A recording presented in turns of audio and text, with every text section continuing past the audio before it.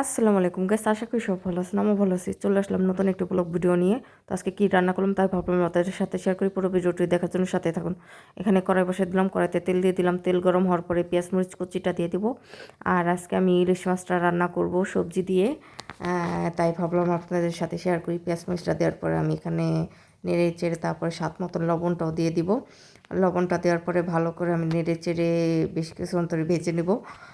পেঁয়াজটা colour change হওয়া পর্যন্ত ভেজে নেওয়ার পরে এখানে আমি আদা রসুনের পেস্টটা দিব। পেস্টটা দিয়ে হালকা একটু ভেজে নেওয়ার পরে আমি এখানে কষানোর জন্য পানি দিয়ে দিব। পানি দেওয়ার পরে আমি এখানে গুঁড়ো মশলাটা দিয়ে দেবো, হলুদের গুঁড়িটা দেওয়ার পরে আমি ভালো করে নেড়ে চেড়ে মিশিয়ে মশলাটা ভালো করে কষিয়ে নিব। যতক্ষণ তৈরি কড়াইতে থেকে তেল ছেড়ে না দিবে ততক্ষণ তৈরি কষাবো। কষানো হয়ে গেলে আমি সবজিটাও দিয়ে দিলাম, কেটে ধুয়ে রাখা সবজিটা দেওয়ার পরে আমি নেড়ে চেড়ে ভালো করে মিশিয়ে নিব মশলার সাথে মিশিয়ে ভালো করে মিশাবো বেশ কিছুক্ষণ ধরে। একটু সময় নিয়ে মিশিয়ে তারপর আমি ঢাকনা দিয়ে ঢেকে দিব। ঢাকনা দিয়ে ঢেকে দেওয়ার পরে আমি আবার ঢাকনা খুলে তারপরে আমি আবার একটু নেড়ে চেড়ে মিশিয়ে নিব। নেড়ে চেড়ে মিশিয়ে নেওয়ার পরে আমি এখানে সবজিটা একটু হালকা নরম হওয়া পর্যন্ত অপেক্ষা করব। তারপর আমি কেটে ধুয়ে রাখা কফিটা দিয়ে দিব। আমি কফিটা একটু পরে দিছি, তাহলে গলে যাবে এই কারণে। তো কফিটা গলে গেলে খেতে ভালো লাগে না। এখন কফিটা আমি ভালো করে মিশিয়ে নিব। মিশানো হয়ে গেলে আমি ভালো করে বেশ কিছুক্ষণ ধরে মিশাবো। সময় নিয়ে মিশানো হয়ে গেলে আবার ঢাকনাতে ঢেকে দিব। সবজিটা সিদ্ধ হওয়া পর্যন্ত ভালো করে এইভাবেই করে আমি ঢাকনা খুলে আবার একটু নেড়ে চেড়ে মিশিয়ে নিব। একটু নেড়ে চেড়ে মিশানোর পর আমি কেটে রাখা টমেটোটাও দিয়ে দিব। টমেটো দেওয়ার পর আমি আরও নেড়ে চেড়ে মিশাবো।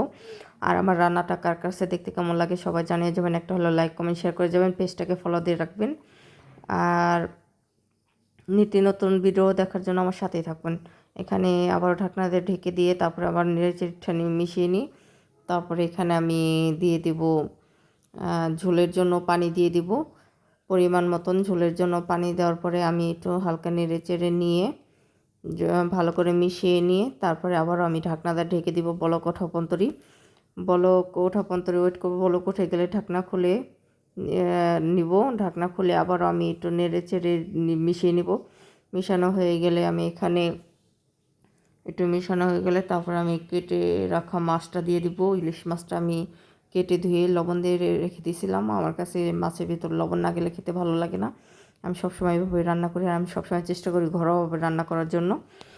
তো এখানে মাছটা দেওয়ার পরে আমি আবার একটু মাছটা মিশিয়ে নিলাম ঝোলের সাথে। মিশানো হয়ে গেলে আমি ঢাকনা দিয়ে ঢেকে দিব মাছটা সিদ্ধ হওয়া পর্যন্ত। তারপরে আমি ঢাকনা খুলে আবারও একটু নেড়ে চেড়ে মিশিয়ে নিব। এভাবেই আমি রান্নাটা করি, সিম্পলভাবে ঘরোয়াভাবে। আর আমি ঝোলটা পরিমাণ মতন শুকাই যাওয়া পর্যন্ত ওয়েট করবো। শুকিয়ে গেলে আমি তরকারিটা তারপরে ঝোলটা কমে আসলে আমি চুলাটা অফ করে দিব। আমি সবসময় এভাবে রান্না করি। আর আমি লবণটা চেক করে দেখছি, লবণটা যার যার স্বাদ অনুমানে দিবেন। এখানে দেওয়া হইলে আমি চুলাটা অফ করে দিলাম। অফ করে দিয়ে আমি এখন নামিয়ে নেব। আর আমার রান্নাটার ভিডিও দেখার জন্য ধন্যবাদ।